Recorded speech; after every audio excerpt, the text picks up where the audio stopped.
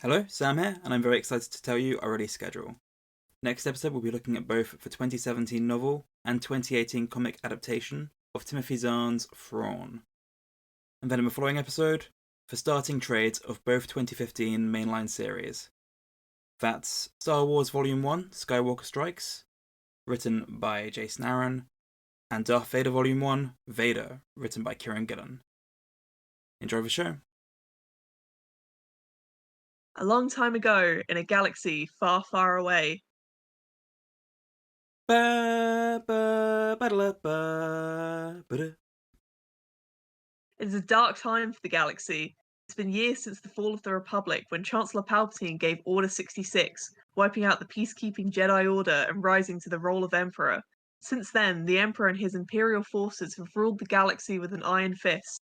The people have lived under the yoke of Imperial oppression, and the sparks of rebellion have begun in secret. Small clusters of rebels have been fighting for freedom. One such rebel band is home to Kanan Jarrus, a mysterious former Jedi who has spent years hiding his force powers and lightsaber. Not even his companions know his true past, that he was once a young Padawan called Caleb Doom, fighting the Clone Wars under his master, Depa Billaba.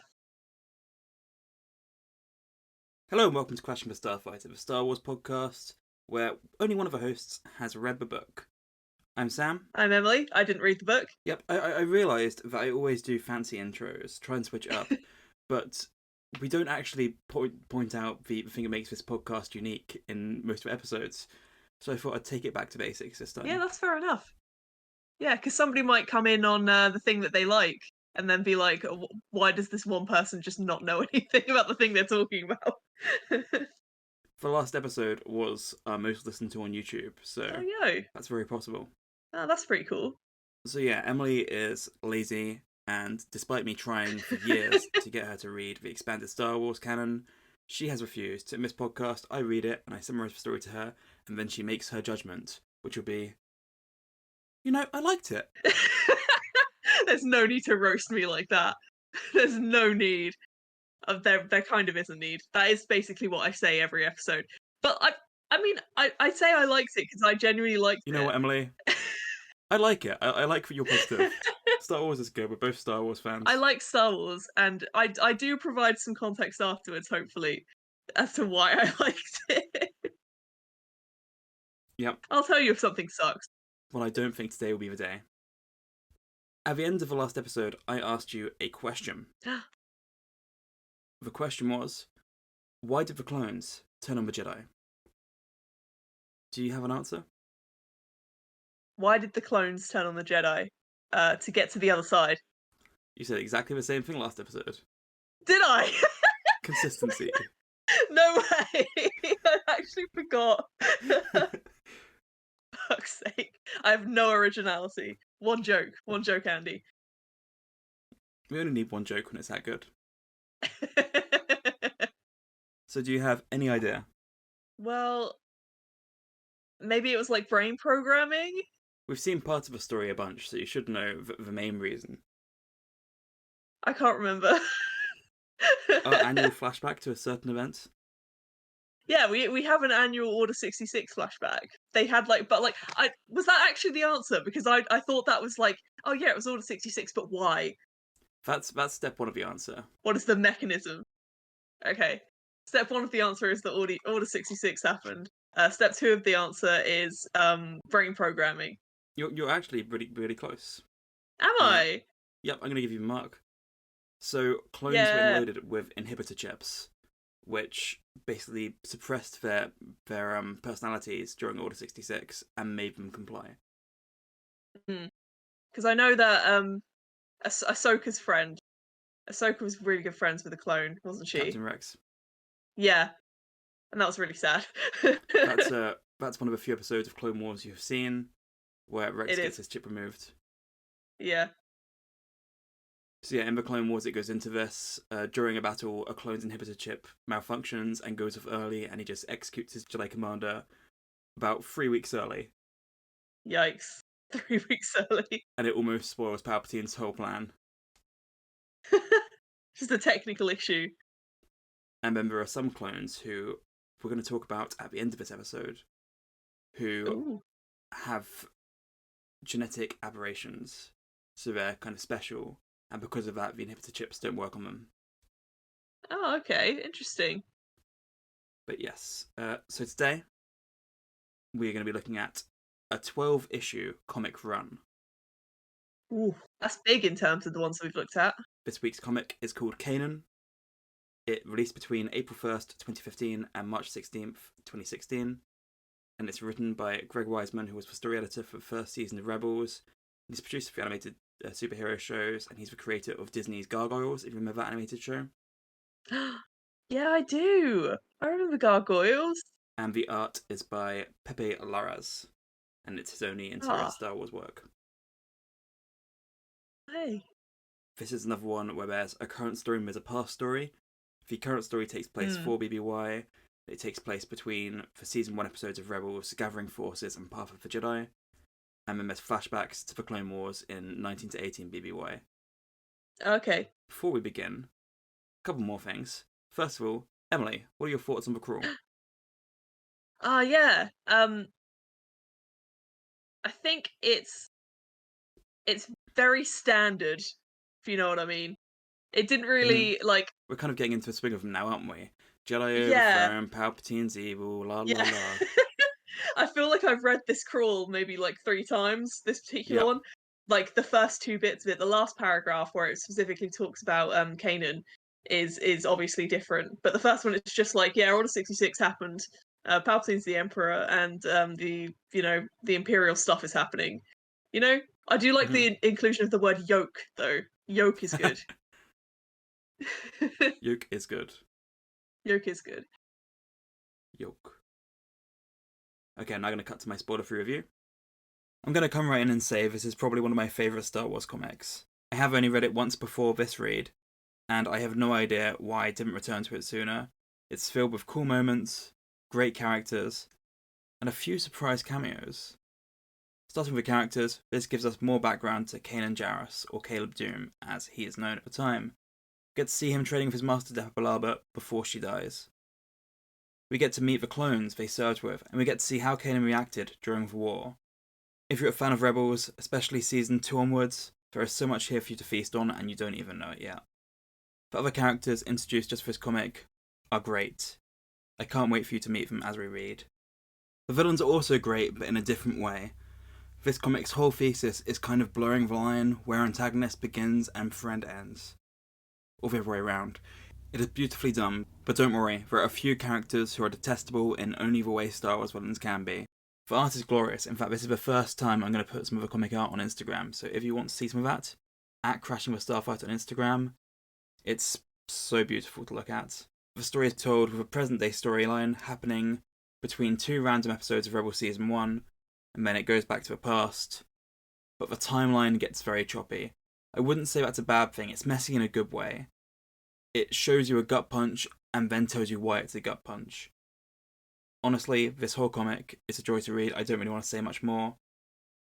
If you haven't read it yet, I would very much recommend going and picking it up. And one last thing before we begin. I would like to give you a recap of Rebels between where we left it at the end of the last episode and where this comic starts. Okay, let's go. So, in the 3rd episode of Rebels, the Ghost crew is scouted by a strange man in possession of a blue and white astromech and a golden protocol droid. Since then, Oh no. they're doing missions given to them by a shadowy contact known only as Fulcrum. Meanwhile, Okay. we learn that Ezra's parents used to speak out against the Empire on the HoloNet before being taken away by them. In the last episode before this story, Gathering Forces, Kanan and Ezra are chased by the Inquisitor and it's their first time coming face to face with him. Ezra manages to distract the Inquisitor long enough for them to escape by connecting to the minds of some local predators. But this is done by tapping into the dark side, causing some tension between him and Kanan. Uh-oh. And now you can look at the first cover. Yay! I like to look at the covers. Ooh. There's a lot going on this one. I haven't actually got this up, so I'm going to get it up. So, yes, in the background, you'll see modern day Kanan Jarrus looking down on his younger self and his master, Depa Billaba. That's really cool. I'm glad to And know that I kind of got I got their name right. mhm. And they're not looking in a good place, where are they? No, they are not. They are surrounded completely. By? Clones. I wonder if that's foreshadowing. I wonder why. So we start in the modern day, in the Ghost. Hera, Sabine, Zeb, Ezra, Chopper, and Kanan get a new mission from Fulcrum. It's meant to be a milk run, an easy job, going to get some supplies for Tarkin Town on a planet called Kala. As soon as the name is said, and on the second page of the book, Kanan is transported back to the Clone Wars, fighting droids of his master Depa Billaba, and their clones, including Captain Styles and Commander Grey, both of whom well read. So he's having an Order 66 flashback already, 2 pages in. Yep, you got to get them in early. That's got to be a record, surely. This was 2015. Order 66 flashbacks were still new here. That's true. This could be the first Order 66 flashback of the new era, the sequels era. Here, Kanan Jarrus is a Padawan known as Caleb June. He was afraid the war would end before he got his chance to fight, and he was wrong. As they pushed to the Separatist command center, the Devaronian in charge, a general called Cleve, tells his droids to prepare his shuttle. The Jedi's leadership was too strong, despite his information that Depa was unstable. So Devaronians are the kind of devil-looking guys, usually red skin and horns. Okay. And this one has a electronic eye patch over his right eye. Ooh, cool. To give him some kind of distinctive characteristic. To make him stand out. This is his character trait. This is the eye patch guy. He says goodbye to a Kelleran called Gormok, warning that if he didn't like life under the Separatists, then he'd find the Republic far worse. Caleb and Depa see the shuttle leave, and know the battle is over. Depa, Caleb, and the clones get to meet with Gormok and promise him that he will see benefits, and Key asks where they will stay, as Cleve was an expensive person to host. Another Kelleran tells Depa that they're yet to see any differences. Caleb, Styles, and Grey stand up for her. Depa manages to defuse the situation by pointing out the climate is mild, and telling Key that her and the others in her party will sleep under the stars. On a rocky mountain outside of the city, Depa and Caleb are now alone, and Depa runs him through his lightsaber forms. And if you go to image 2, you will see this. Ah, they look so cool! So this is some of the interior art. Yeah, it's pretty nice. So is her lightsaber, is that yellow or is it green? It is green. Ah, it looks very yellow in that picture for some reason. Yeah, there I are was just two curious. colours of green. There's green and there's piss green, which is kind of like a yellow green. there's true green or there is a little pissy green. Piss green is like my favourite lightsaber colour, so don't diss. No, I'm not dissing. I just think it's funny that you described it as piss green. With Lego lightsabers, they used to not be able to get the full green, so you have a choice. If you Ah, wanted green, you okay. had to have piss green, so it's a very nostalgic colour for me.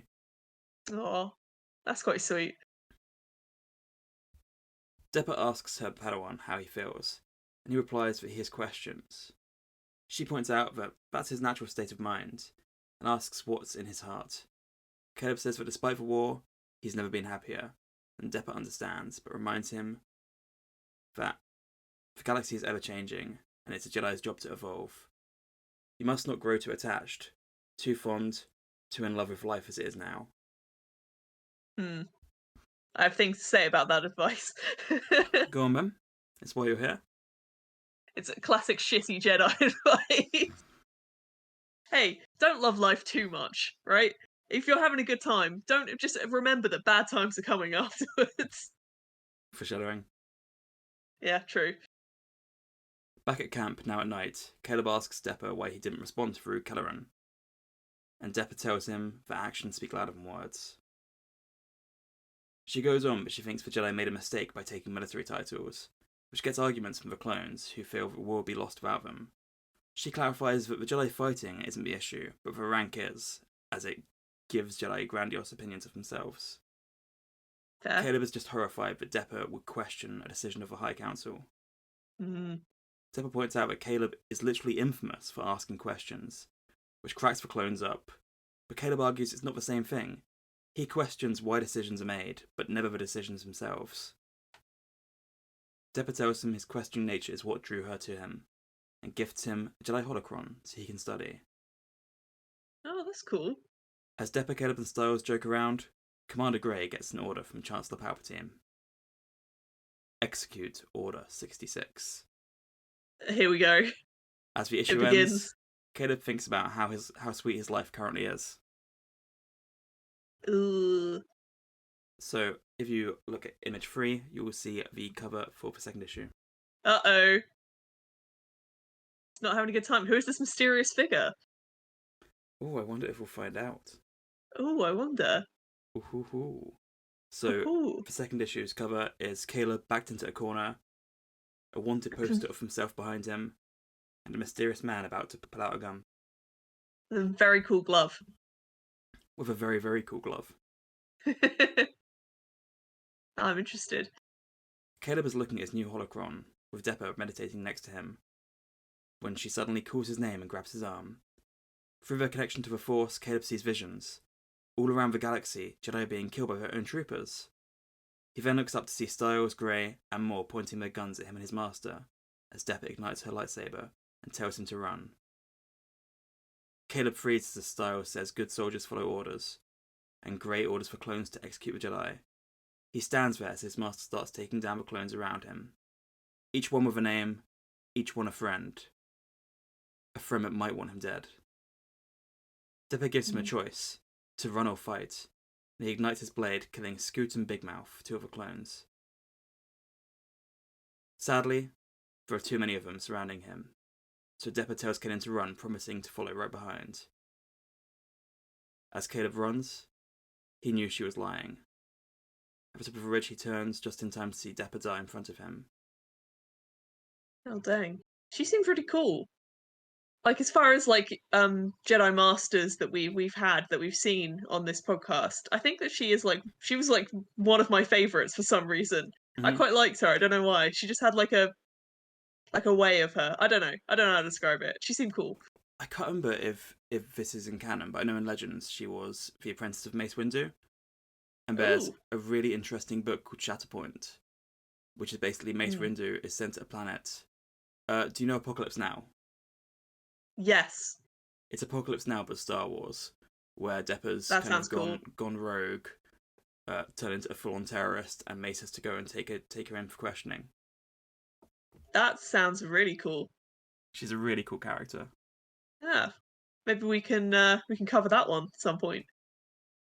Mayhaps. We have a lot of canon to do for now, though. Yeah, that's true. I we would are love on to do the Legends eventually, though. #Road to Ahsoka. The clones search for words for Caleb, but do not find him. So he runs to the outskirts of a nearby city called Plateau, manages to get a transport to its centre, hearing tales of how a Jedi betrayed the Republic. Even in the centre there's clones, and Caleb is number 1 on the wanted list. He hides for days, losing track of time, scavenging food from dumpsters, scared to sleep. He's never spent this much time alone, and despite all his Jedi teachings, he was never taught how to survive. Suddenly, he is discovered by Varug Kelleran from days earlier. Thrawn, who was basically saying, "We haven't seen any difference, even though you guys have only been in charge for half a day." Ah. Kelleran That comes guy. towards him, asking how it feels to be the galaxy's most wanted, before commenting that Caleb looks like he needs food and smells like he needs a wash, and says he can help with one, Boy, you stinky. throwing Caleb some food, which he attacks. As the Kelleran walks away, Caleb just shouts, "Sleep!" which confuses the stranger. Caleb explains he needs a safe space to sleep, and the Kelleran agrees, as long as it's a one-time deal. He introduces himself as Janus Casimir, and leads the ex-Padawan to his ship, the Casmiri. Is he the cool guy, then, from the cover? He's the cool guy from the cover. Hey! Nice. Janus makes sure Caleb washes before touching the bunk, but after he's rested, he helps Caleb look less monkey by updating his Jedi robes with, like, a bandolier. He looks a bit more like a Jawa now, really. Okay. When Caleb is eating again, he asks Janus what he should do next. Casimir tells him that normal folk just lie, cheat, and steal their way to survive, when a beeping sound comes from Caleb's pocket. The Jedi emergency signal had been activated, which means it's time to go home. He tells Janus he needs a ride to Coruscant, but the Kelleran refuses, telling him he stays away from the core and that Caleb is a liability. He then takes a step off for Casmiri and tells Caleb to finish eating and leave.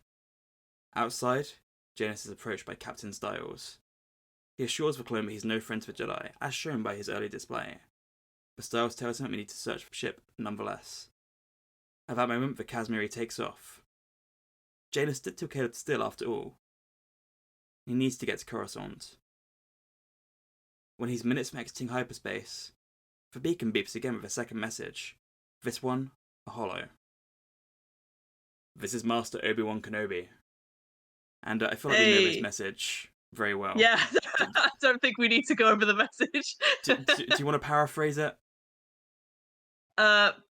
Order 66 has happened. Shit's going down. Bad. Trust in the Force. Yeah. Do not return to the temple. Avoid Coruscant. Yeah, basically. As Caleb exits hyperspace over Coruscant, he's surrounded by aggressive Reconnaissance 170, or ARC fighters. Over the holonet, he hears a warning. The Casmiri has been reported stolen. The pilot can either surrender or be destroyed. Yikes. And if you go on to the next issue, you'll see the cover for issue 3. I realise that a few times I have confused Caleb and Kanan's names. The same person. Gets confusing. It is a little bit confusing. He just picked two names that sound quite similar in some ways. Mm-hmm. That's a really cool cover, though. Are those the ARC ships? The two in the background are the ARC ships, and then the red one is the Casmiri. Nice. I do like the fact that this poor man, this poor little Padawan, he just looks more and more terrified with every episode we go through. Give him trauma. Truly. The Order 66 trauma is real. All good Jedi need it. That's true. Caleb thinks about what to do, but it's too slow. After 30 seconds, the ARC fighters open fire. Caleb starts running, but the clone pilots are good and take down his shields quickly. He steals shots where he can and manages to destroy one of the enemy ships before finding an opening to jump back to hyperspace. Caleb tries to think of where to go next, but all his ideas seem dumb. He realises that he's still thinking like a Jedi, and decides on his destination. Landing back in Kala, he silently leaves the ship unnoticed, until Janus grabs him from behind and starts strangling him. Caleb points out he brought the ship back, but Janus instantly guesses he only did so because he ran into a trap and had nowhere left to turn. Janus tells Caleb that he gets that he's used to having a master, but he isn't in the market for a Padawan, before pulling a gun and telling the kid to scurry. Caleb, agreeing he has nowhere else to go, spends weeks following Janus and developing a look that can only be described as gender envy. And if you look at the next image... Wait, I'm going to confirm. Oh, can confirm. Yeah. That's how I want to look. I mean, yeah, like that third panel is kind of... Yeah. That's gender envy right there. It's gender envy. And that is Janus standing next to him. And that's what Kellerans look like. He's one of those, I've seen one of these guys before. He's one of those chinny boys. One of those chinny boys. Yeah, he is. He's one of those chinny boys. So can I say that this is the look, and that honestly, Caleb/Kanan should have kept this. One day he sees Janus similarly being held up by another Kelleran called Tapusk and his crew. Tapusk. Caleb jumps down from the roof and cuts up the enforcers, giving Janus a chance to fight back. After the combat, Janus lets Tapusk run, before grabbing Caleb by the ear and pulling him back to the Casmiri. Janus tells Caleb off for ruining the negotiation, saying he doesn't need help. Since he's now out of the crew he tried to hire, he guesses Caleb will have to help out. He tells Caleb that he has a tell. Every time he gets nervous, he puts his fingers through his hair. To help with this, he gets Caleb to tie his hair into a ponytail. Caleb then cuts off his Padawan braid, dismantles his lightsaber into 2 parts, smashes the emergency beacon, and puts his saber and holocron in a drawer. Now given a blaster, Caleb feels wrong. Janus then tells him Caleb is a wanted fugitive, so he will need a new name. Caleb asks what the job is as they take off. Their mission is to steal IGRM droids, and Janus wears a cool tactical mask. Ooh. They get in and out. As they go back for more, however, they're caught in the act by Garmok Key, who it turns out they're stealing from. Even with the mask, he instantly recognises Janus, but Janus sells out Caleb as the rogue Jedi to save his own skin. Oh, Janus, come on now. I thought that we were starting to get like a little like ragtag, like, team and like scoundrel vibe going on between you guys. And we're on to the next issue, so next image. I will look. Hey, see, this is what I was talking about. I thought we were getting like a little, a little like Buddy. duo of theme thing. Yeah, but a buddy. What's the opposite of a buddy cop comedy? It's like a buddy criminal comedy. Yeah. It's that thing. And Caleb has his ponytail, I assume. I mean, last He time I does. made fun of him for having his ponytail for, 6 years? I It's now mean, confirmed he had it since Order 66. So he's had that thing for 15 years. he should have just kept his hair down. He looks so good. Ugh. It's just unfortunate. I think that honestly, the ponytail is fine. It's the facial hair that really gets to me. Well, luckily he's not there yet. That's true. That's true. In a cell, Caleb watches as Jadis and Gormott, cool, Grey and Styles. They're currently an hour away, but will soon come to execute the traitor. Key tells Caleb to make peace while he can, but Caleb can't feel his connection to living things as much as he used to. Through the bars, Casimir tells him to stand back as it's time to go, as the droid rips wall off the cell. He's managed to get away, even though common sense tells Caleb to get away from Janus. He doesn't. They end up travelling the galaxy, scamming and smuggling. Caleb finds this life is fun, but no matter where they go, Styles and Grey follow, a routine that Janus is getting bored of. He threatens to leave Caleb behind, but the kid knows he won't. They've basically got like this Team Rocket following them now, just like ineffectual like Saturday morning cartoon villains. Just two angry clones. Yeah. They go to planet Lan to do a trade. Lan is kind of like it's tropical islands. Nice. Not as sandy as Scarif, like more rocky, but palm trees and ocean. Yeah, I'm visualizing it. Janus needs to go pick up their goods, so he drops Caleb off to case the target. Caleb is sent to meet John Doe, the man who they're meant to be trading with, but he finds out it's an alias for General Cleve. No! Caleb pulls his blaster, but Cleve keeps his chill. He works up with met before the Clone Wars, and points at the end of the day, if they're both doing this now, they must have both lost.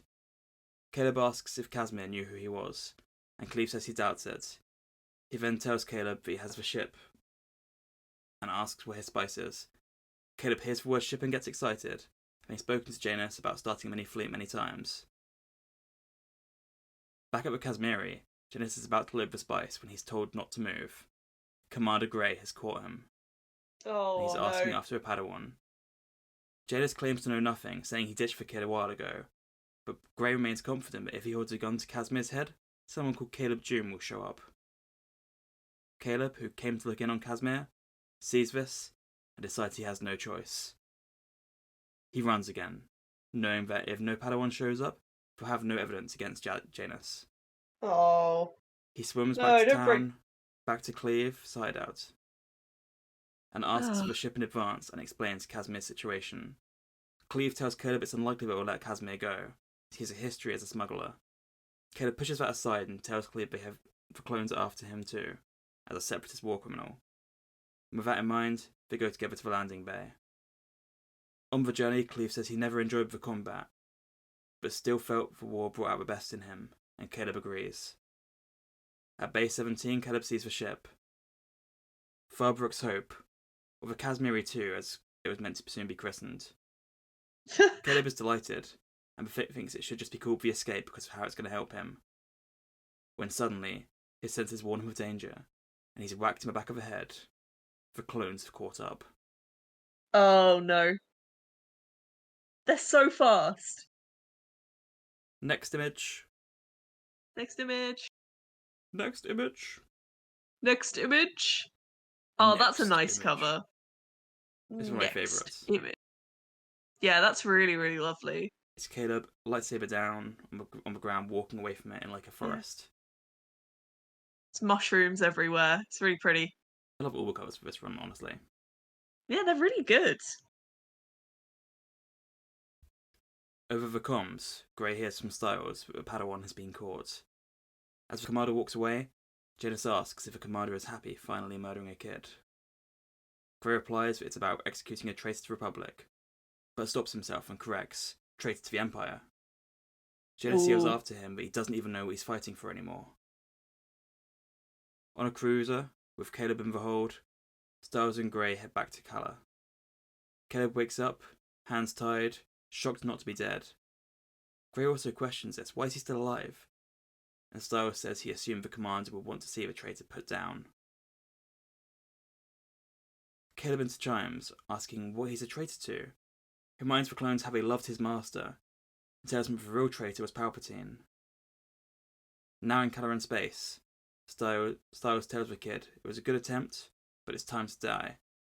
And Caleb responds by asking him not to call him kid. Call me son one more time! Lifting his now free hands, he pushes the clones away, and at that moment, two ships emerge from hyperspace. Whoa! The Casmiri and the Casmiri 2. Yo! Caleb opens the airlock as Grey shouts at him to stop and is vented out into space while the clones hold on. In their cockpits, Cleve can't believe the clones actually vented a kid, but Janus, not believing Caleb's dead, collects him from space. Looking at a report, Grey says that Caleb must be dead, but Styles wants to be sure, asking the freighters to open fire. Cleve runs interference from the incoming fire to give Casimir a chance to escape, and is confused why two low-lifes are risking their lives for a kid. Casimir replies he has no idea. Aww.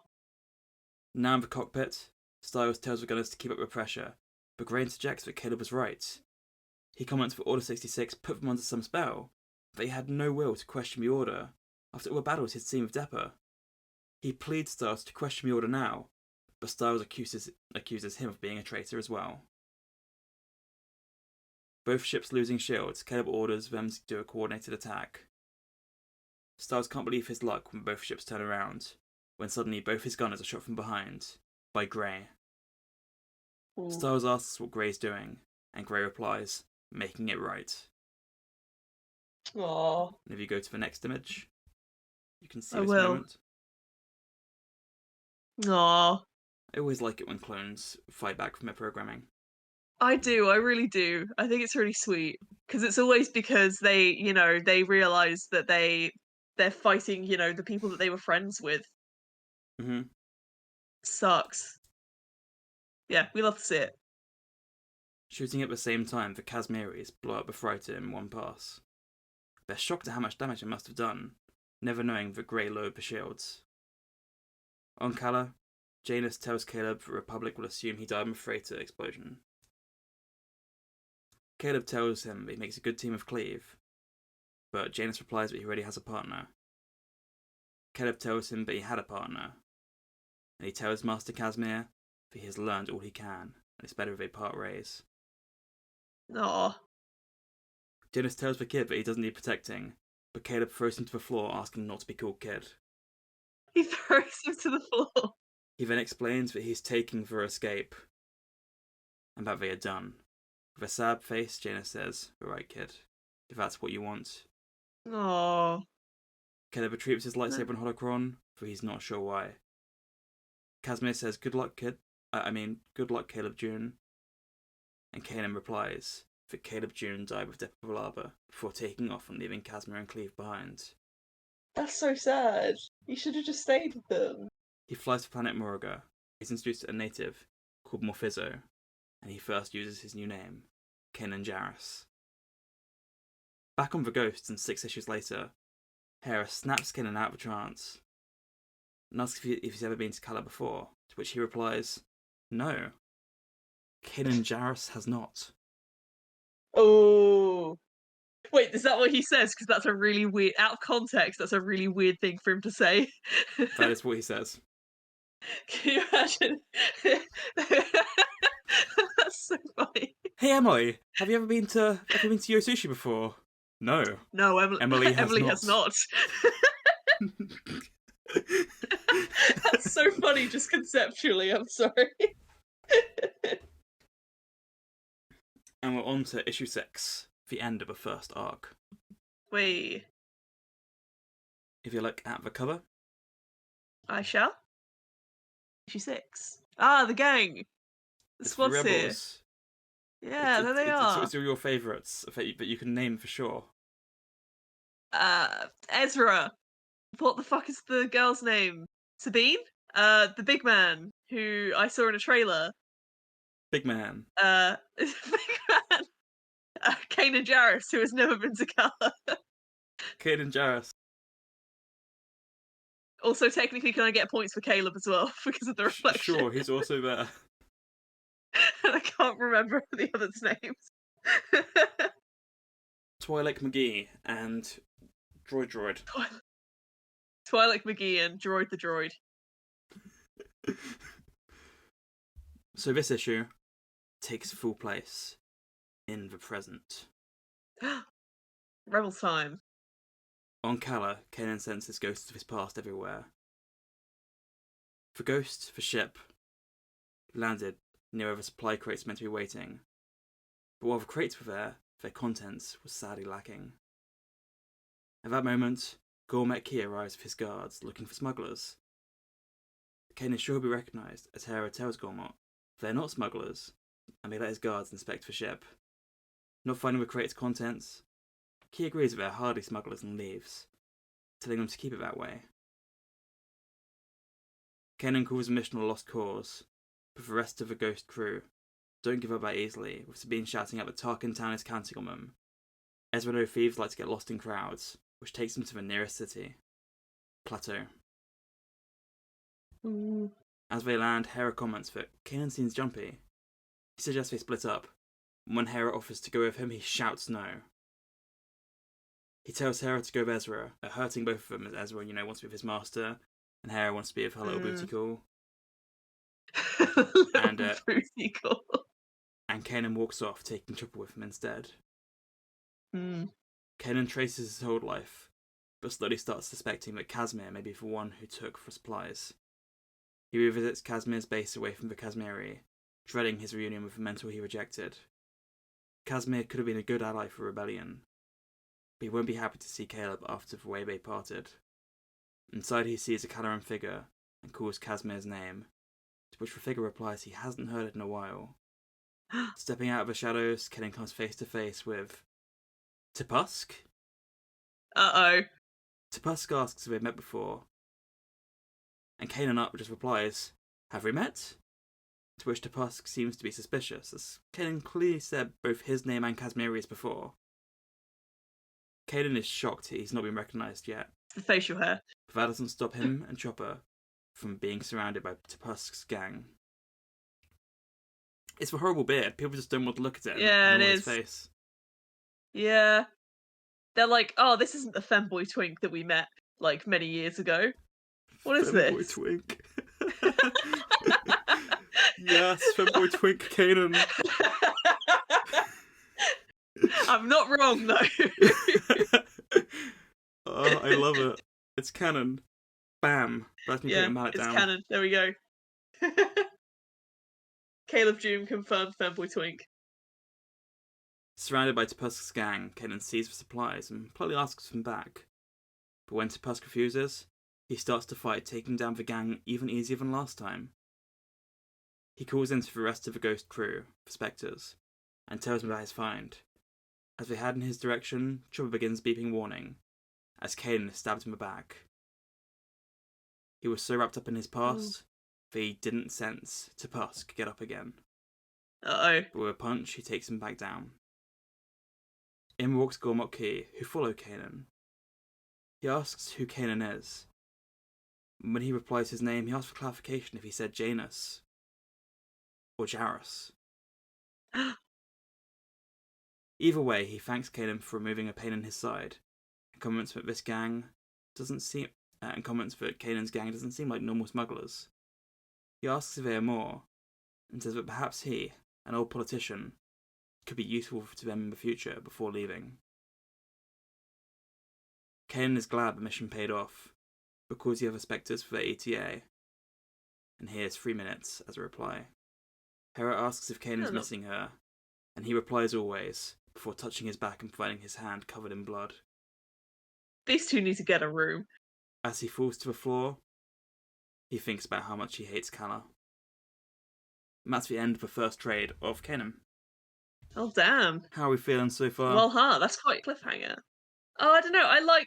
Listen, I really liked the little squad that was forming back in the past, and I think it's sad that Kanan left them and then decided to grow a very ugly beard. But he met a hot Twi'lek. They did, to be honest, though. Yeah, he did meet a hot Twi'lek, and that can happen to you. It can happen to a lot of people. I mean, meeting a hot Twi'lek really changes a twink femboy, you know? Yeah, suddenly you have to start fronting a lot mask. This is true. So, before we continue, I have been on adventures, and I'd like to bring up a couple of them. Oh. So, a couple of weeks ago, I went to an exhibition in London called The Fans Strike Back. What it is it's a fan collection of Star Wars stuff. Most of it fan-made, but there's a few merchandise bits as well. That sounds pretty cool. I remember I saw you post about it. Just thought I'd say whether or not I'd recommend it to Star Wars fans in the London area. Yeah, go for it. It looked really fun. So a lot of it was like fan-made costumes, where there was a fan-made snowspeeder. That was all pretty cool. There are a few droids and things. I liked it, but the quality ranged, as you can imagine, with fan-made stuff. Yeah. My favourite part were they had photo opportunities. So there was a speeder bike you could get on, you could get a picture on Palpatine's throne, and there were like royal guards next to you. Ooh. And they also had a really cool merch collection. They had some of those big figs that you like loads of them on display. Yeah. Hot Toys figures? Hot Toys, that's for one. Yeah. Those are so cool, actually. They had like multiple cabinets of R2-D2 memorabilia, which was amazing. Just all the weird merch R2's had. They had That's cool. They had some specialist Star Wars Barbies, which I really liked. That's probably the highlight for me. There was like a wave of 6, and they had 3 of them on display. There was a Darth Vader one, a C-3PO one, I think a Stormtrooper one. Was there a Rey one? I think I remember there being a Rey one. There was a Rey one, but it wasn't on display. Ah. Just really over-the-top fashion on a really nice, diverse range of Barbies, to be honest. I loved that. Very cool. On the negative side, some of the descriptions were a bit confused. Like, I get Star Wars is confusing. There's canon, there's legends, and then there's what it means out of universe as well. But I did feel some of it was poorly written, and there are a few which were just repeated throughout the place. Yeah. And there was also a timeline where some of the things in the timeline were just very wrong. Like, Rebels was on the timeline before Revenge of the Sith, which, as we're talking about now, Revenge of the Sith was 19 BBY, and Rebels is 5 BBY, so there's a bit of a difference there. They had the resource of the fans who made all of this cool stuff that they could have used for their, at least a fact check. So it's a shame that, these errors happened. But yeah, it was a decent price, and we went and spent over an hour there, so I'd say it was definitely worth it if you're as into Star Wars as us. I took my friend April, who's not really as into Star Wars, and she also seemed to enjoy it, so that's good. Nice. April's cool. And afterwards we went home and watched the Clone Wars movie.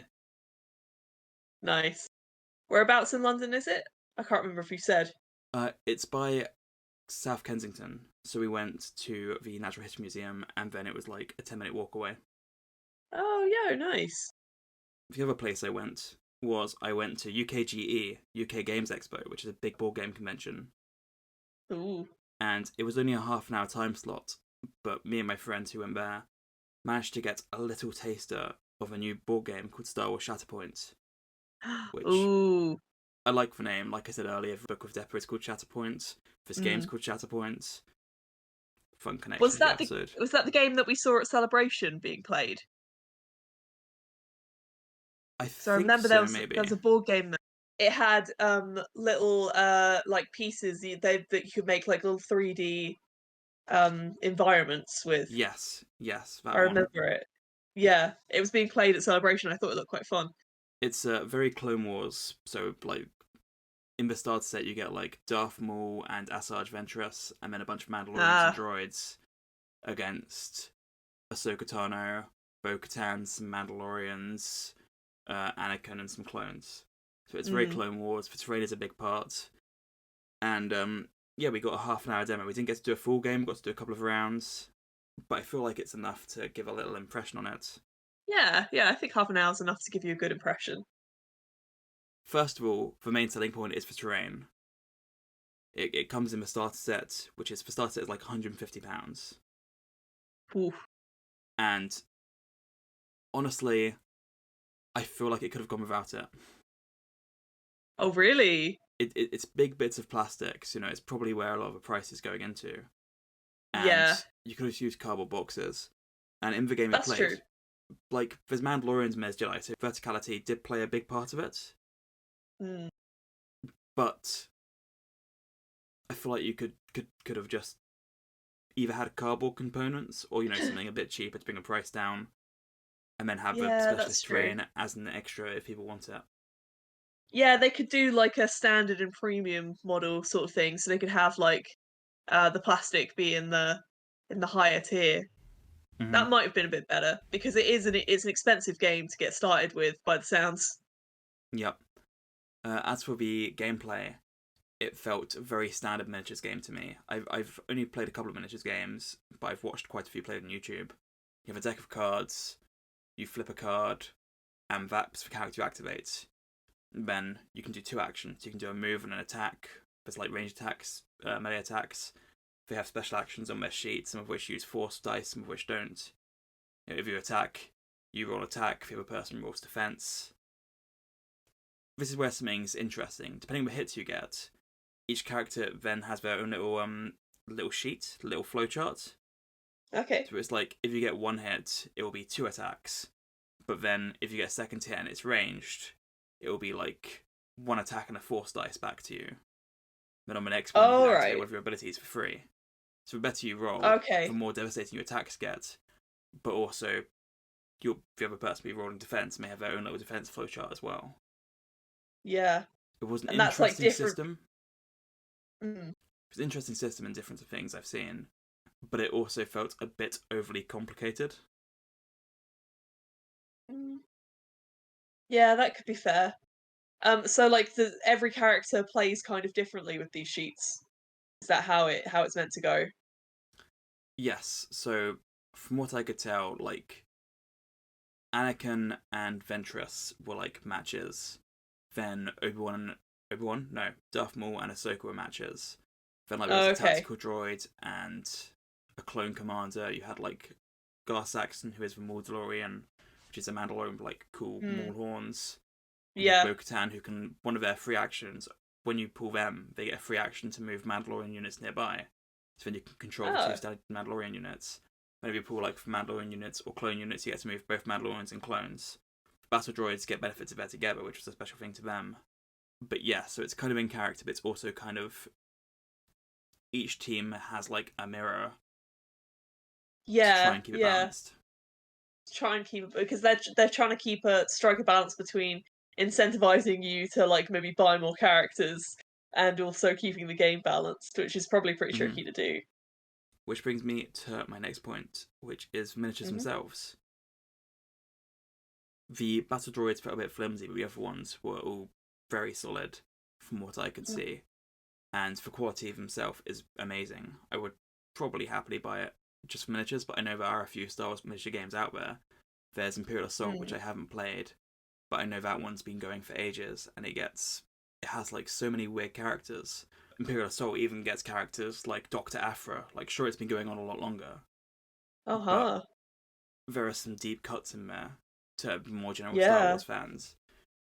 So I haven't seen those miniatures up close, but I feel like you could buy one miniature for £10 for that game of a character you like, or you could buy the starter set here for £50, or there was like another pack which had Obi-Wan, Dooku, and some clones, and I think that was like £40. Oh yeah, it is. It is quite pricey from my perspective. I'm not a person who buys a lot of board games and Mm-hmm. such. But it is very very pricey.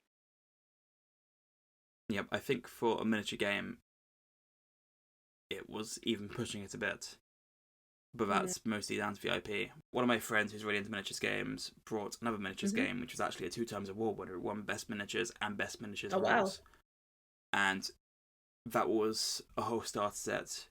I think it came with less miniatures, but Mm. it was only £70. Which So is like half the price of the less than starter kit half the from. price, and Yeah. apparently a better game. Yeah, when you think about it like We didn't that. play a full game. I feel like I'd have fun playing it, but I don't know how many Yeah. times I'd play it. You don't know if it's particularly a standout miniature game, you know? Mm-hmm. It just felt a bit standard to me, and you're definitely playing for Star Wars theming, which is the reason you want it. So I'll probably pass on Yeah. it personally. No, it's a fair assessment. Should we continue with Kanan? I think we should, yeah. Yo, thank you for the little detour. It was very interesting. If you get the next image up, the next cover, Oh, whoa, wasn't expecting that. do you know what you're seeing? Well, that's obviously Caleb back when he was a little Padawan guy. He still has his little braid and everything. Am I supposed to know who's in the back tank? It may be Depper. Is it? Is it Deffa? Ooh. Wait, did she survive? No, that doesn't make sense in the timeline. For Spectre to manage to get to Kanan in time to get him into Bacta, for medical droid tells the team that since Kanan has lost a lot of blood, it could go either way. Zeb is mad about what happened, asking how a Jedi could be stabbed in the back, but Hera tells him they shouldn't speculate. Instead, they should hope that Kanan wakes and tells them. Hmm. So, Emily, Yes. Kanan right now is having back to bath time. He is. He is. He's having back to bath time. Do you know what happens to Star Wars characters may have back to bath time? They have flashbacks. Caleb is a young Jedi in the dueling room of the Jedi Temple, sparring with a human girl called Tai Azuma and a Twilight girl called Samo Quid. Master Yoda tells him to watch his form, and he says he'll try, to which he gets the do or do not speech back. In his confusion to Yoda's words, the other two see their chance and attack, knocking Caleb to the floor and causing his head to bleed. Yoda sends him to the infirmary to his protests, and sure enough, by the time he arrives, blood is clotted and will heal on its own. The droid doctor Okay. sends him away, but as he leaves, he walks past a Bacta tank holding a human woman.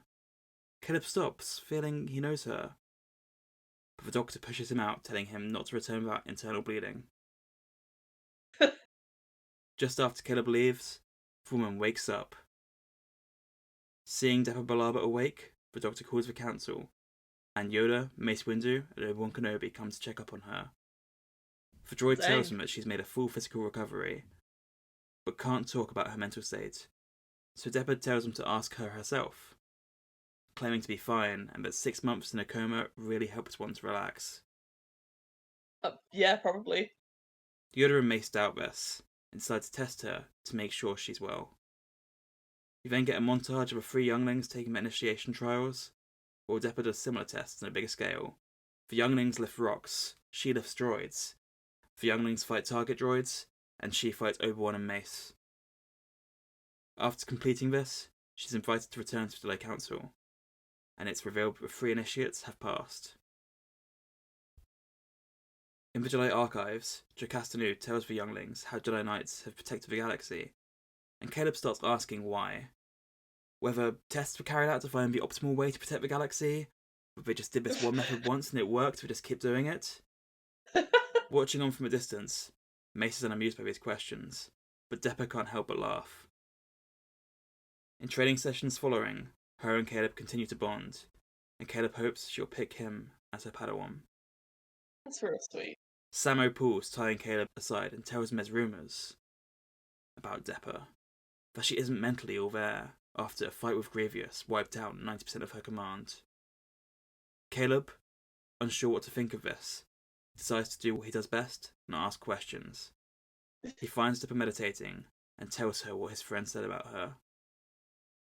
Deppa tells him that they're probably right, but she fears the thought of losing more men, and that will make her useless as a field commander. Before she can continue, they're interrupted by a noise. Going into the hallway to investigate, the Jedi Temple is suddenly hit by an explosion. Uh-oh. Next image. Oh, that's a good cover. That's like up there with the forest one for me. I like that one a lot. It's Caleb in the council chamber, Mace, Deppa, Yoda, and Obi looking on. Looking at him from behind.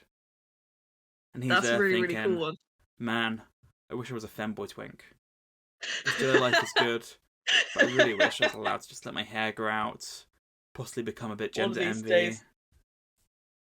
Listen, like, every young person... Maybe meet a cool green guy, change my name. Every young person has to have, like, a moment in their life where they just explore, you know? And they just have a little explore. And, honestly, we love that for Caleb. Unfortunately, he decided to grow a really, really awful beard afterwards. But, you know... And keep it. It is what it is.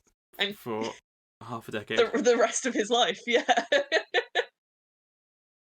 In the present, the rebels were advised that Kanan would, in a best case scenario, stay in Baghdad for a few weeks, but because they seem rushed, he can get out as soon as he regains consciousness. At that moment, they get notice that the building is surrounded, and ordered to surrender and come out. In the past, Caleb can't believe what he's seeing, so Deb has to grab him to get him to move. The temple is under attack. Someone is moving through events, dropping bombs. He's using schematics brought off bounty hunter Cad Bane to move through with the goal of bringing down the central tower. Oh, that guy. The plan was devised as a suicide mission by the attacker, called Captain Rackham Seer, General Cleve, and a stranger hidden in the shadows of sunken eyes. They feel it will show how the Jedi are vulnerable and swing the war in favour of the Separatists. In a training room, Sama and Tai are looking after the other younglings when a bomb falls down from the vents. Luckily, Master Dreylig and a couple of temple guards manage to get in and destroy them before they go off. Dreylig tells one of the guards to look after the children before going to join Mace and Kenobi in a manhunt. Being left in the room, Tai and Sama wonder where Caleb is. Deppa tries to get Caleb to hide with her, as she's not fully healed, but Caleb wants to take action. They know the attacker is near them. They can tell most of the explosions are on the lower levels, which is keeping the rest of the Order occupied in the wrong place. With Deppa protesting, he ignites his saber and runs off, spotting an air vent to the roof and climbing up. Coming face to face with a bomber, Rackham tells Caleb that he's on the wrong side of the war, and tells him he didn't sign up to kill children. Leaping into action, Caleb tells Seer that Jedi never run. Away. Never run away. Rackham throws bombs at Caleb, dropping him to the floor. He then tells the youngling that he'd been warned. All he accomplished was a few seconds' delay. And if you open the next image... I will. You'll see that that few seconds... Oh, was apparently enough. She's so cool. Fire in the background, Deppa is walking along the roof towards the attacker. She's so cool. I want to hear more about her. She's really cool. She tells Seer to get away from Caleb, but he counters that his proximity to the youngling is what's keeping him safe, getting a bomb out of his hand. Deppa tells him it doesn't keep him safe. Trust her. Caleb tells Deppa Rackham's plan. He decides it's time to finish things. Dropping a bomb on Caleb and running, Deppa manages to grab it in midair, and using the Force, she keeps the liquids inside it apart to stop them from having the reaction to cause a blast. Ooh. She then throws it in the air with one hand, with the other grabbing the terrorist. Deppa says, "I offer you mercy, Cage Warrior." But pulling out two blades, he chooses to fight. He throws a blade, one dodged by Caleb and one just destroyed midair by Deppa. He then drops a bunch of bombs at his feet, and the blast knocks Caleb and Deppa back. Successfully stopping his mission on the floor, Deppa tells Caleb that she's in need of a Padawan. He says it would be an honour, but she tells him that he's too young. He tells her he understands, but she says that in the current times, despite his age, he's what the Republic needs. Caleb's left confused, as they're discovered by Mason Kenobi. Back inside, Caleb tells Samo and Ty that he was invited to be Deppa's Padawan, and that he accepted. Samo tells Caleb that he won't be safe, and Ty tells him that he's not ready. With Bridge of Venator with his master, Caleb tells her that fear and envy were not what he expected, and she replies it's further proof that none of them are perfect. Well, shit. They really roasted those kids. I think she's more like introspective on herself, trying to get over her own failures, but it does read a bit like that. It does. It does read a little bit like that. She then took Caleb to get a Kyber crystal and make his lightsaber, which he did. Now they're heading to Cardoa on their first mission with their new unit, including the clones, Grey and Styles, two of the survivors from Deppa's last command. Oh no. Issue 9, next image. Let's go. Whoa! This is a real action shot.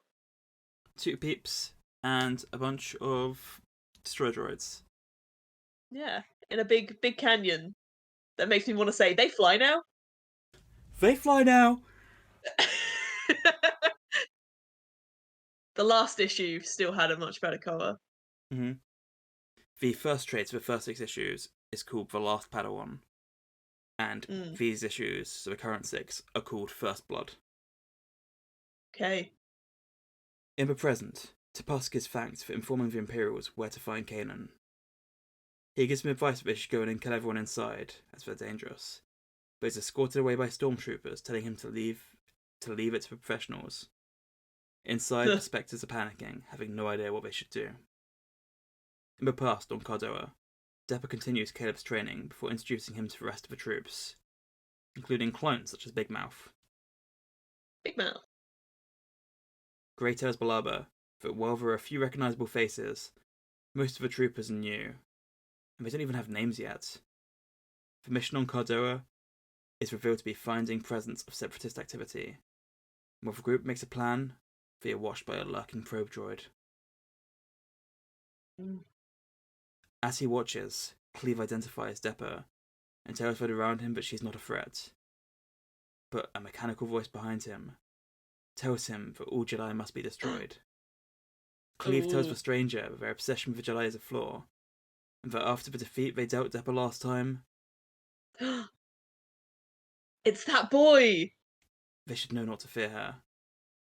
Cleve then leaves, as Count Dooku wants him on Kala, and the stranger in the shadows says he must go off to Magito, leaving the command of Cardoa in the hands of Colonel Coburn Sear, brother of the Temple Bomber. Ooh. It's dawn, and Deppa orders her troops to take action. There are 5 canyons, so the clones split into 5 groups. Caleb's being kept near his master, and bonds with one of the new clones, known as 1157, about how much they'd both like to see action. A probe droid watches them. It's not as catchy a name as some of the others. He hasn't got a name yet because he's so new. Oh, is that because he's new? Bless. Yeah, he's a little baby. He's a little baby clone. Aww. Deppa calls a party to the hold, and Caleb senses something coming. Under her breath, Deppa whispers, "I'm too late. I'm too late again." Just as a wall of droids starts shooting up at them. They know there is no retreat. Deppa orders in clone air support, but Caleb gets caught in a moment and rushes towards the droids, slicing them down recklessly. The enemy is blocking their signal, so Deppa's call for aid didn't go through, but Caleb manages to create an opening for Deppa to get help, leaving him and the clones to hold off the enemy. From a distance, Colonel Sear watches. Angry that Deppa escaped his trap, he decides to go after her, but orders the droids to take down the Padawan. Caleb is fighting a good fight, but lack of experience against overwhelming numbers is a bad mix. Deppa senses him take multiple shots. On the floor, he feels pain he's never felt before, looks up to see droids ready to shoot. Then 1157 runs in after him, shooting. As What he little runs baby down, clone? as he runs down, uh, as he runs down to attack, the droids back away. They have managed to find another one of the parties, another one of the clone patrols, and together they located the Separatist shuttle. Now all the droids are being called back to defend it. At the end of the battle, the Separatists managed to get away, and Caleb was put into Bacta. Due to his bravery, 1157 got a commendation and a name. He's now known as Stance. Then the company Ooh. were sent off to their next location, Maigito. Megito. On Maigito, Colonel Sear apologizes to the stranger for letting the Jedi stop him, but the stranger is not worried. General Grievous is more than happy to deal with the Jedi himself. Whoa! So did you work out it was Grievous? Based on the, Yeah. Yeah, because she... Yeah. She... she said... They said when she was in the back to tank that she lost 90% of her men to an attack by Grievous. Nice. Good to know you're paying attention. I am! This will be on the quiz later, so, you This know. will be on the quiz. This will be on the annual year end of year quiz, but we're going to do. Oh god, please don't do that to me. I can't remember people's names. I can't... In the present. Oh, issue 10, new cover. New cover. Let's have a look. Ooh, it's that boy. Oh my god, Caleb's fighting that boy. It's that boy. Oh, Oh shit, what up? he looks... Oh shit, what up? He looks so little. There, sorry. He looks so little. I feel like now is a good time for me to go on a General Grievous rant. I am always happy to go on a General Grievous rant. General Grievous rant. General Grievous is a character who first appeared in the 2D animated Clone Wars film. Sorry, Clone Wars series, where he looks amazing.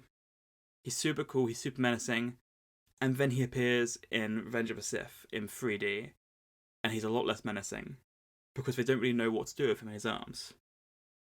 It's a bit of a joke in that movie. Then in the 3D animated Clone Wars, he's again a bit of a joke. Like the first, he's meant to have killed all these Jedi. But the first Jedi we see him killing Kanan is a knight who like graduated from being a Padawan less than 2 weeks ago, and even then he got pranked. Like, Grievous is a bit of a joke, but I feel like the place he excels is in literature and especially comic books, where you can just do really cool looking action shots. Yeah, I love that for Grievous, honestly. We haven't got to it yet, but there's a comic called Son of Dathomir, which is about Darth Maul. And Grievous appears in that. And he's so terrifying. He has like blood on his claws where he's like lost his lightsabers, but he's just ripping clones apart. That's so cool. He's such a cool comic book villain.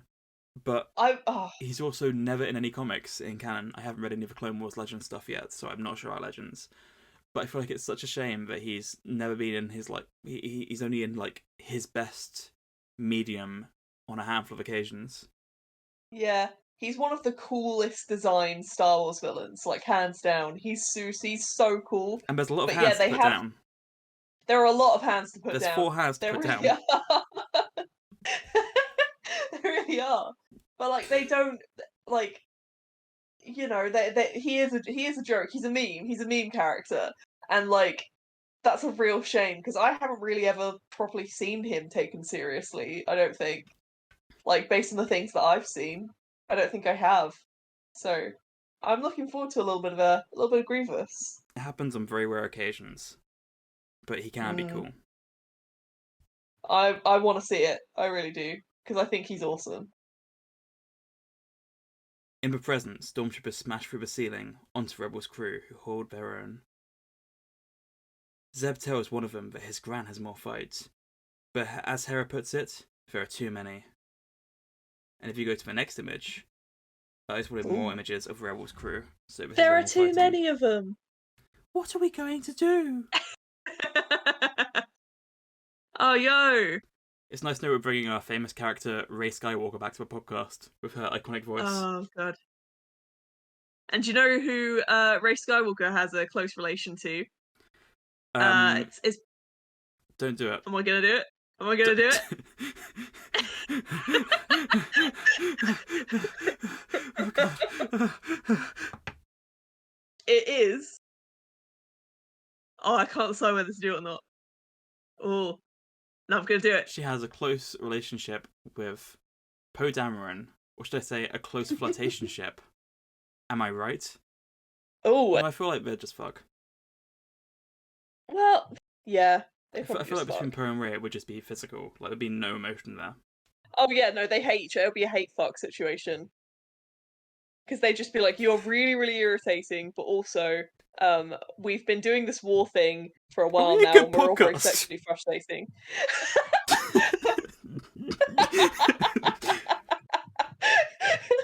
Hey, if I want to talk about sequel trilogy crack ships, then you should just let me do it. That's the reason why you've got me onto this podcast. Yeah, you're right. And for another thing, Ray and Rose. As no, I'm not gonna. Anyway, should we get back to the present day? We're just skirting around the fact that I desperately want to tell you what my main sequel trilogy ship is, but I can't because I've already on one episode without mentioning a certain person, and So we wanna make it two. so if you look at the panel, you can see stormtroopers jumping in and an action shot of the specters. It's very Avengers. We love to see it. Bum bum bum bum bum bum bum bum bum bum bum. You should have sung the 99% of the theme song that nobody can identify, rather than the identifiable bit. Should we move on? Caleb opens his eyes to see Stance and Captain Styles, who thinks Caleb has had long enough in the bath. They leave the capital ship and head down to Magito, where they're to clear the southern mesa of droids. Grey tells Depper that she's looking after the kids, which gets both Stance and Caleb angry. Children? It's funny because, Stance has that advanced aging, so he's like a fully grown man. Yeah, that's true. And Caleb hasn't even had his femboy area yet. No, he hasn't. He hasn't. He's not discovered himself yet. As they fight through the mesas, Depper throws her robes at battle droids to blind it before slicing through it. Caleb is worried about the loss, but Depper reminds him that sacrifice is part of being a Jedi. But they should be careful, as not all sacrifices come easy. Caleb sees a vision through a force, a clone raising its gun as his master shouts something, but he can't put it together. In the mesas, there's this round platform connected by two bridges. And they go onto this platform. Depper, Caleb, Stance, and another clone go onto this platform so they can get the high ground and look around. They decide that it's clear when suddenly missiles come and destroy the two bridges straddling one of this circular platform, and battle droids are climbing up from below. But at least they have the high ground. Depper calls for an extraction, but it will take 4 minutes, so everyone gets a quarter of the platform to defend. Stance gets distracted, but Caleb manages to save his life from a droid about to shoot him. But with 2 minutes remaining, it's not looking good, until Depper gets a message from a company called Skull Squadron, promising to buy them the time they need. Multiple Mandalorian gauntlet fighters drop out of the air, led by Fem Rao. It's a unit of Mandalorians who go around the galaxy to show that not every one of their people have lost their honour. As Republic extraction arrives, Skull Squadron fly away, and Caleb thinks how he never got to thank Fem Rao for his help. As they fly back to base, Dipper says the ambush was suspicious. They land at camp, but most of the battalions are still out in action. As they get out of the transport, it explodes. Another droid ambush. Stance runs over to check Caleb is safe, but he is run through from behind and killed by Colonel Sear, who is now approaching Caleb with a flamethrower. Oh no. As Depper runs to help, she's told to leave them be by a mechanical voice. And General Grievous tells her that she has her own problems. Dun dun dun. Image 16, next cover. Let's go. Oh, they're really knocking them out of the park, honestly. This is a very, very cool cover. Okay, this might be my favourite. Yeah, So this one, I don't know.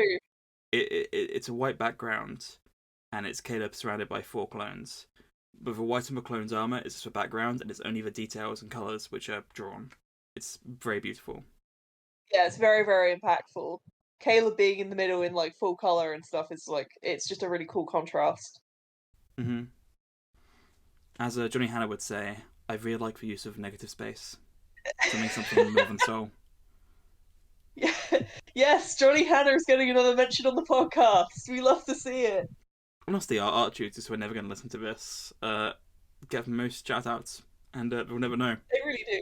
It's like they'll never know.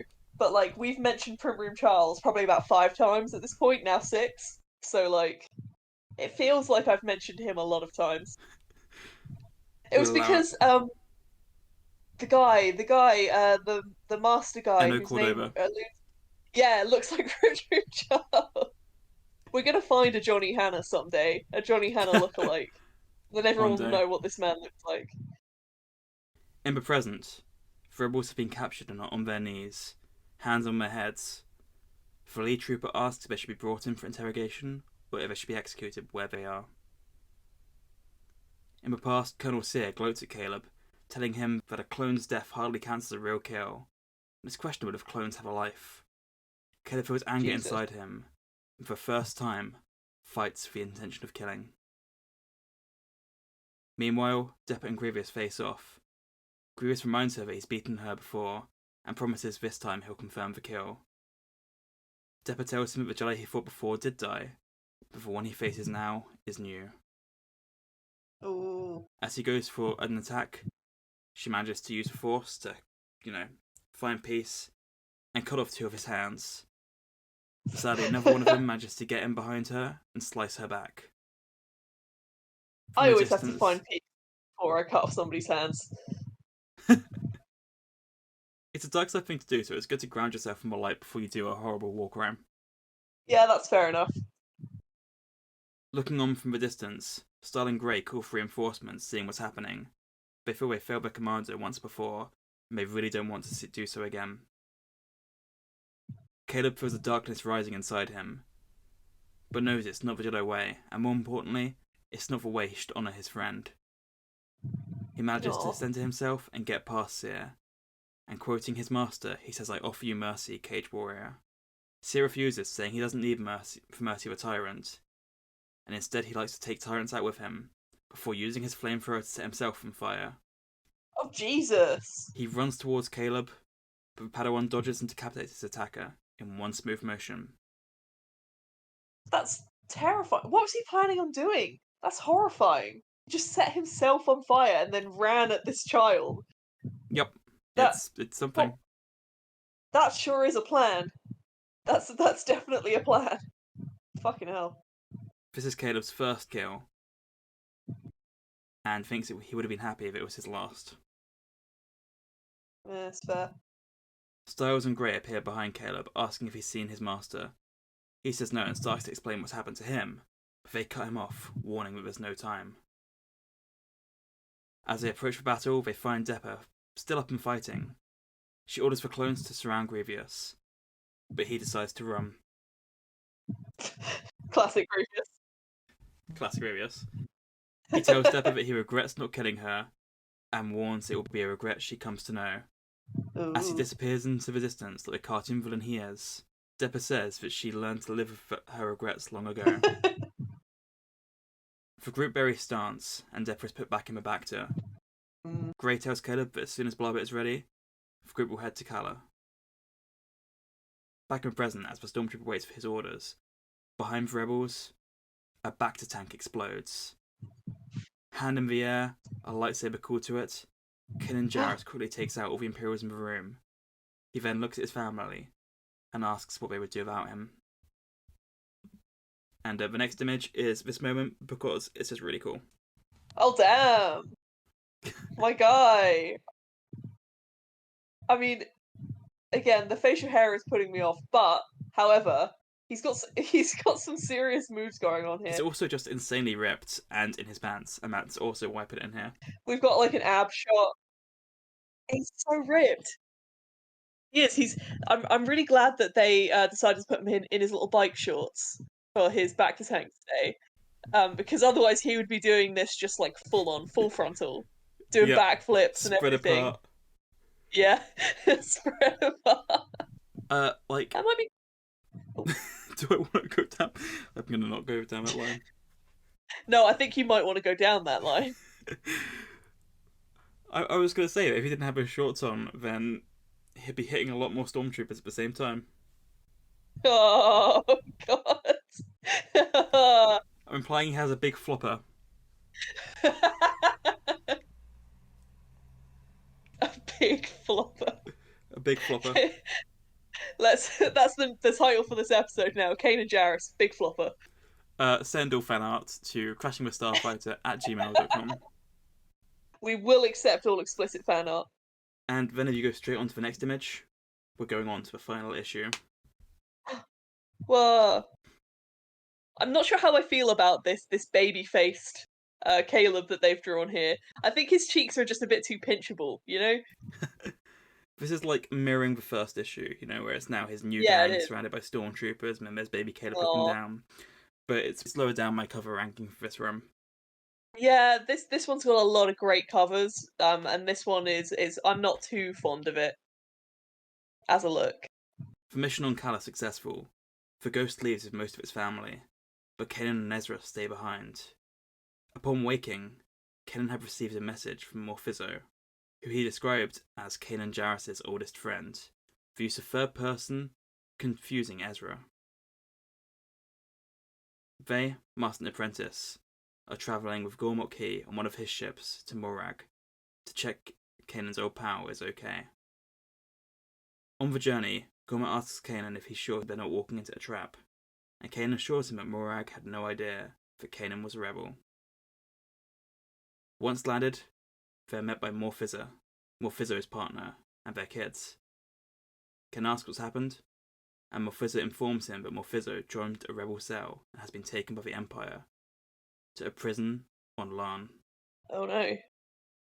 Kanan promises to save Morphizo and tells Gormok to take the rest of the family to Kala and set them up with new identities.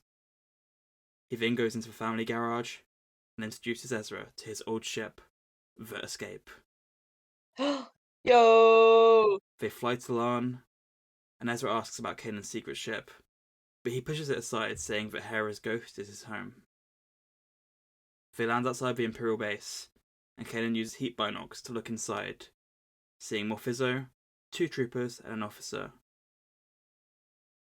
He sends Ezra to deal with all the other troopers outside, before moving in himself. Ezra runs up to a pair of troops, and tells them there's a girl graffitiing anti-Imperial sentiments nearby. One of the troopers is skeptical, saying that it sounds like Ezra's just trying to lure them away. Activating an electric slingshot on his wrist, Ezra complains that he had to run into the one stormtrooper in the galaxy with a brain, before shooting him in the leg and running away. As the troopers chase after him, he corrects himself. Half a brain. Kanan cuts through a prison ceiling and quickly takes out the troopers with his blaster. He turns to see his friend, locked up, when a shot flies past him and a voice assures him that they didn't miss. Uh-oh. Kanan is shocked when he looks up to see Captain Sloane? Oh. That's Vice Admiral Sloane now, Kanan Jarrus. Or, Ooh. as I call you, my hobby. That's such a fucking banger line. Or as I call you, my hobby. Kanan drops his blaster as Sloane explains, since Gorse, she used her spare time to follow Kanan backwards, try and work out where he was from, but the trail stopped on Moraga, as if Kanan Jarrus never existed before then. Uh-oh. Morphizo's hurt that Kanan lied to him, and Kanan asks if his capture was a trap. Sloane tells him that arresting a rebel was just her Imperial duty, and the chances of seeing him again were a bonus. Kanan then uses the Force to slam her into a wall behind her, knocking her out. That was for Vidian. You betrayed him! Kanan frees Morphizo, and as they run back to the escape, Morph asks Kanan why he never told him he was a Jedi. And Kanan explains that at the time he wasn't, and if anyone asks, he still isn't. They get back to the ship just before Ezra, who had some issues with stormtroopers which delayed him. Together, they take off. Sloane wakes up and inspects the scene, when a voice calls her from behind. She turns to see someone who has come to learn more about her hobby, And if you look at the next image, who could it be? Her hobby. Oh, it's the Grand Inquisitor. Who has recently been punked by Kanan Ezra and is trying to track them down. Uh-oh. On Kala, Morphizo and his family are reunited and set up with new identities. Gorm promises to hide the escape and to get the 2 Jedi transport to Lothal without reconvening with the rest of the Ghost crew. Kanan asks Ezra what he meant when he said he had trouble with the Imps, and Ezra explains that they cornered him, but a random guy stepped in to help. Kanan asks if he got a name, and Ezra says he didn't. He just said thanks and ran off. Kanan thinks running off is a great idea, as he can think of nothing better than getting off Kala. Aww. In space, in a familiar red ship, a Deveronian asks his Kalaran companion why he was late. The Kalaran explains that he ran into a random kid who needed help with a pair of stormtroopers. The Deveronian asks why Janus Casimir, notorious rogue, would help a random kid. And Janus explains to Cleve that the kid reminded him of someone he used to know. Aww. And that is the end. And that's it. Well, damn. That is the 12-issue miniseries Kanan. And Emily, what did you think? Do you want to guess what I'm going to say? This one I wasn't too keen on, actually. It didn't have enough sexy cyborg men. Honestly, You know what, I hated the cover art. And 0 out of 10, no Vidian.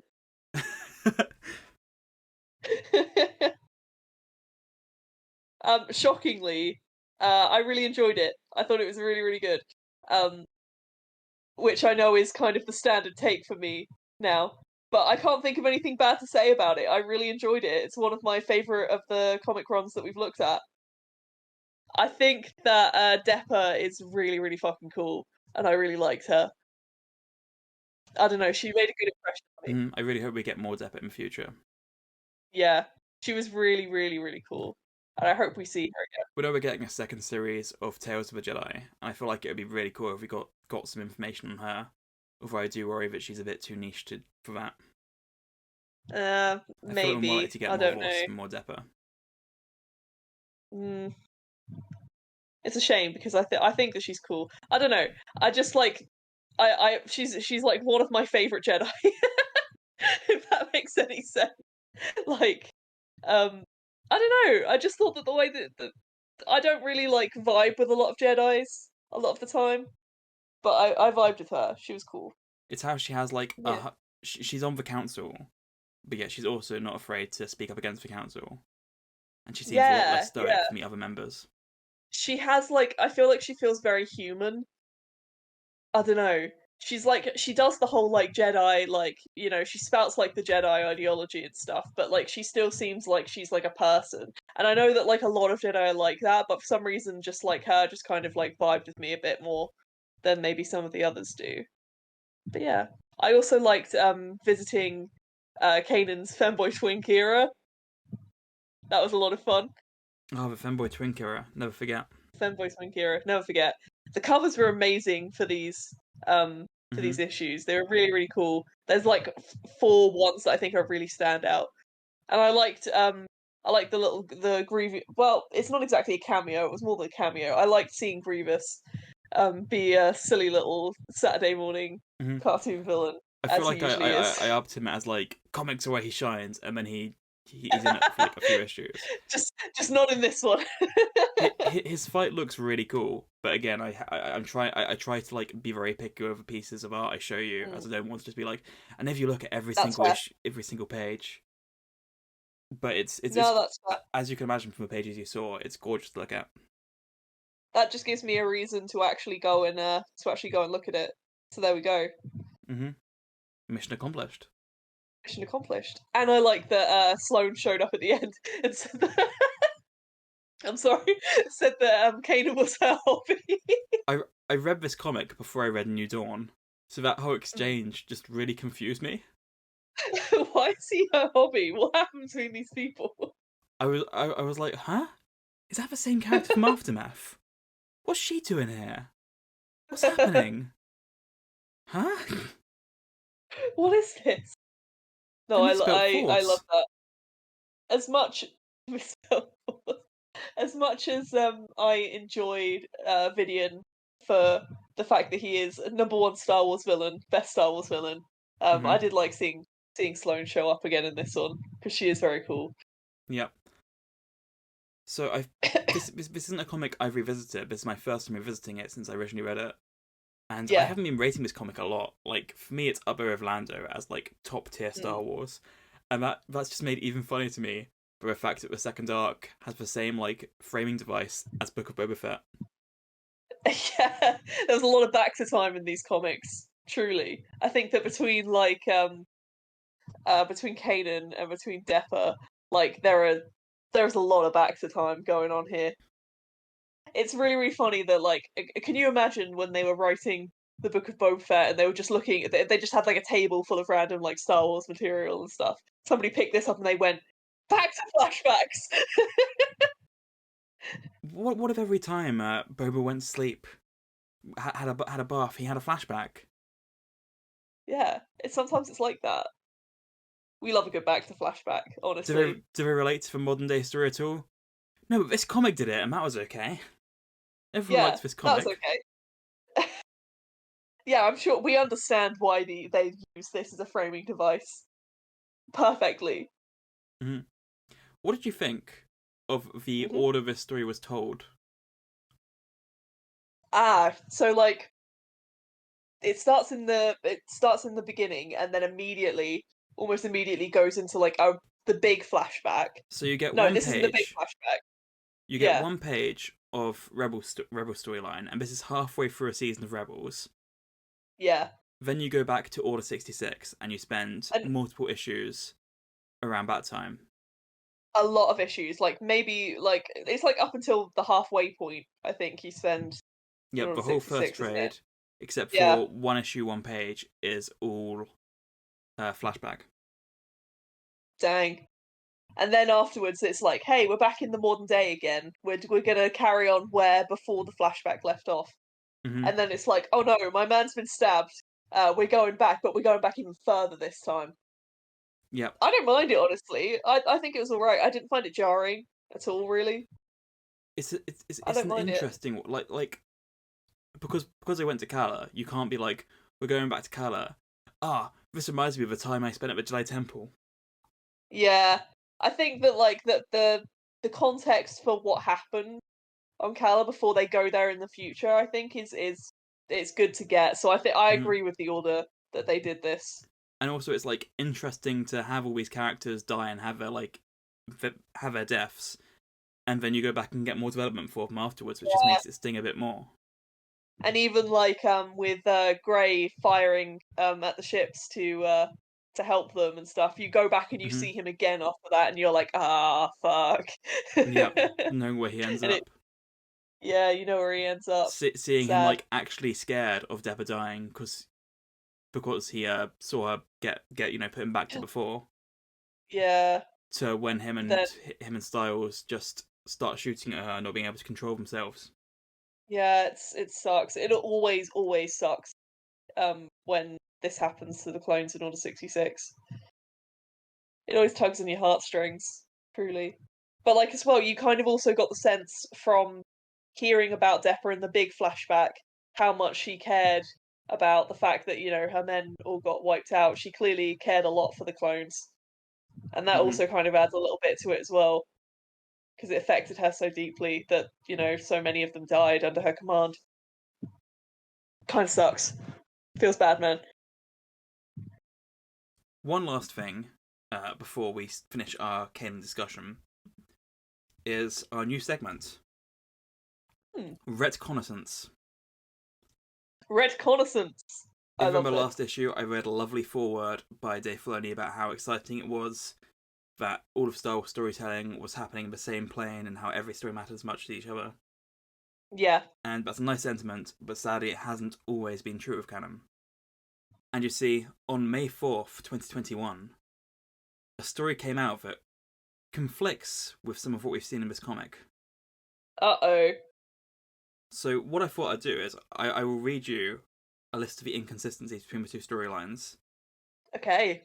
and you can tell me if it's valid for people to get worked about this retcon, if it's even a retcon, or you can give a verdict here. Interesting. Yeah, I like it. So on May 4th, 2021, Season 1, Episode 1 of a TV show called The Bad Batch launched. Yes. This opens with a Clone Wars logo, which then burns away to the Bad Batch logo, and it starts with a Clone Wars intro. The voiceover: "Galaxy on the brink of war, troops outnumbered on Kala. Depa Billaba and her clones are putting up a valiant fight, while her Padawan runs to get help." Okay, so this is the this is the fight that happened in the comic book. Is this the same one? It's on Kala, but in this interpretation, Depa and her units are one of many assaults on the planet. Okay. Instead of like mountainous, it's very snowy, so I wouldn't really call it as a mild climate. Yeah, because it was like, yeah, that's very different. But yeah. Depa's unit all wear green instead of red. Okay. So Depa's pinned down with her clones.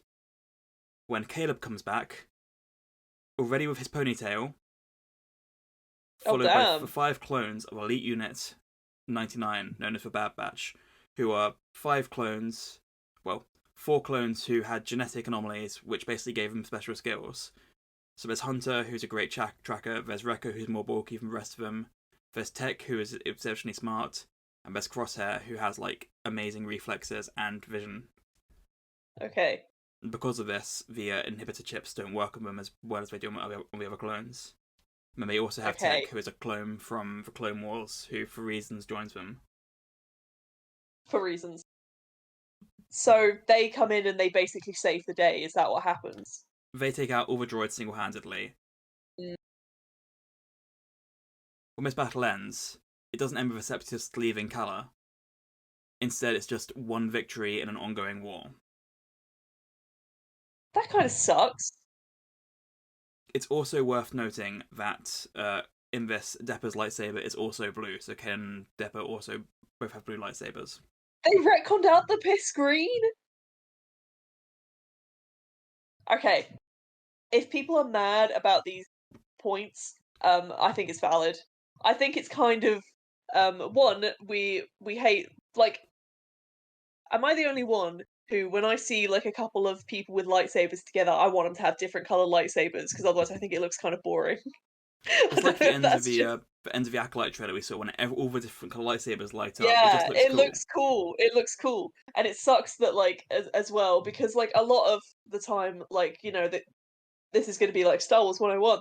The color of a person's lightsaber says something about them quite often, and I think that's not an okay thing to retcon out.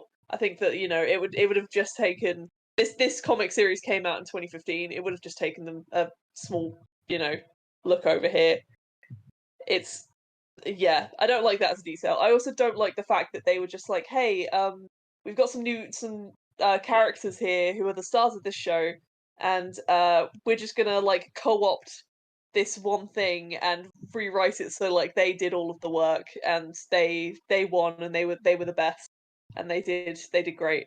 Like that kind of sucks because like they could have just put them somewhere else, right? This is Yep. a battle It just that looked up happened. in Legends. Depa's lightsaber was green. Yeah, it's always been that way.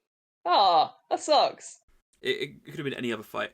Also, a weird thing is that Caleb is voiced by the same actor who voiced him in Rebels, Freddie Prinze Jr., who is not a kid. Oh fuck.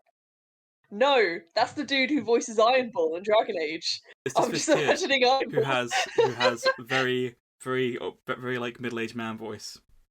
Yeah, I'm literally just imagining the Iron Bull voice coming out of this kid's mouth, and it's not fun.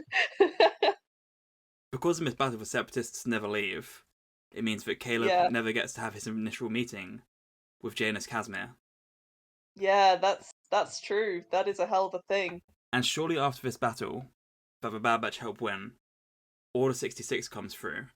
And in this version of Yeah. the story, it's full daytime, it's not night, and we're not back at camp, they're just in the middle of a fight. In fact, in the original story, you may remember, Deppa is meditating around her friends and Caleb's looking at the holocron he's just given. Yes. In this one, the Bad Batch are running off to the next fight and Caleb's running after them. And then he turns to see Deppa get shot down from a distance. It just kind of ruins it ruins the impactfulness of it. It takes a lot of personality as well, I think, out of a lot of the events that they're using that happened in these comics. They were just done so much better here.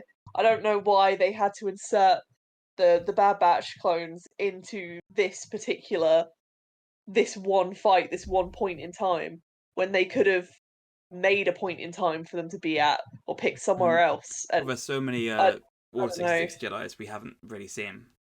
There's so many.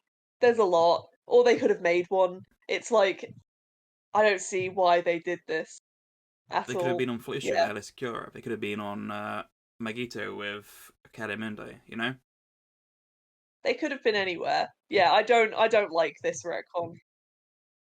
After seeing his master get shot down, Caleb runs into the woods, pursued by the Bad Batch, who, while he's scared of them because they're clone troopers, they don't attack him and they help him get away.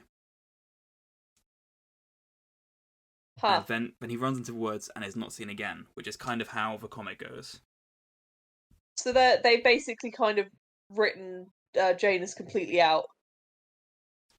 That's one of the big things, because Janus Casimir is the whole reason why Kanan Jarrus is called Kanan Jarrus. It's a play on his Yeah. name. Yeah.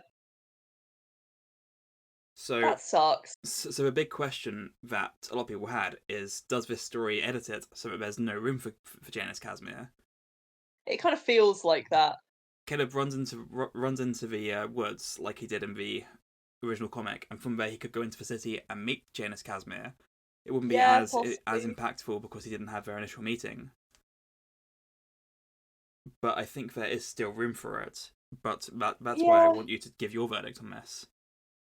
there is still room for it, but it would be if they did put it in, then like if you're thinking about the sequence of canonical events, then it's just removing like a little bit of the impact.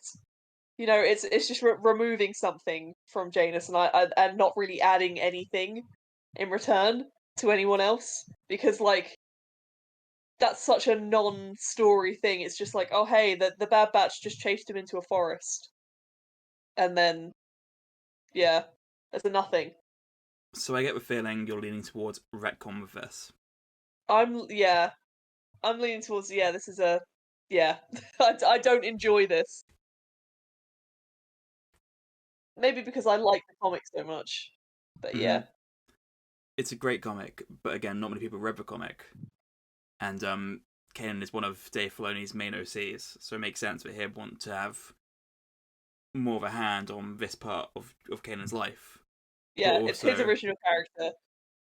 the original one was so much better. I would say. Yeah, I can understand that, but like yeah, that's the thing, and it's taking things away from Janus and from Depper and from Caleb as well, and not really adding anything to the Bad Batch because they just showed up and did a thing. There's no emotion here. They just showed up and they did a thing and then they chased a guy into the woods. Mm-hmm. From what I've heard, that is. Obviously I have not seen the scene in question. I will say that. But by the same argument, you haven't seen you haven't read this comic. That's true. That's true. I haven't actually read this comic, so maybe we should You have to temper. have faith in my storytelling. I do. I have a lot of faith in your storytelling, as it turns out. But yeah, retcon. I think Stamped. stamped. That's it. Have you got any last thoughts you want to mention? Ah, no. I feel like we've talked quite what's the word? Conclusively, I think, about this comic. It's a good one. Okay, then if you want to get in contact with the show, you can email us at crashingwithstarfighter@gmail.com. You can find us on TikTok and Instagram at crashingwithstarfighter. And before we go, I have a question for you, Emily. I'm ready. What's the question? What race is Grand Admiral Thrawn?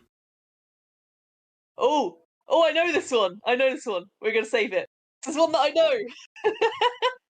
All right, I'm looking forward to it. I've been Sam. I've been Emily. Peace out, guys. Bye.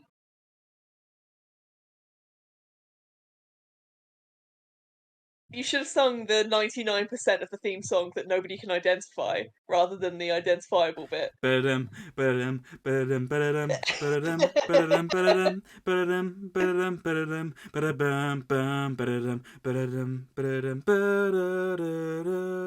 It's just so generic. How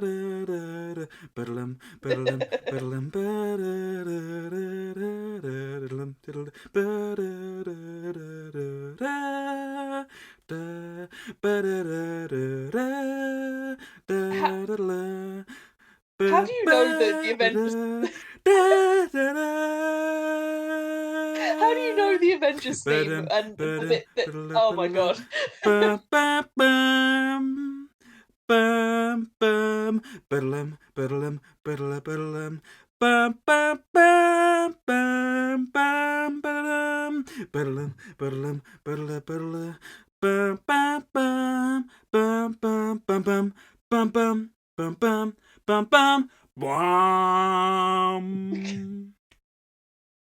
Okay, first point. That was an amazing recreation of the Avengers theme. Second point, I think that we spent longer on that than we did talking about sequel trilogy crack ships, so you can't judge me anymore.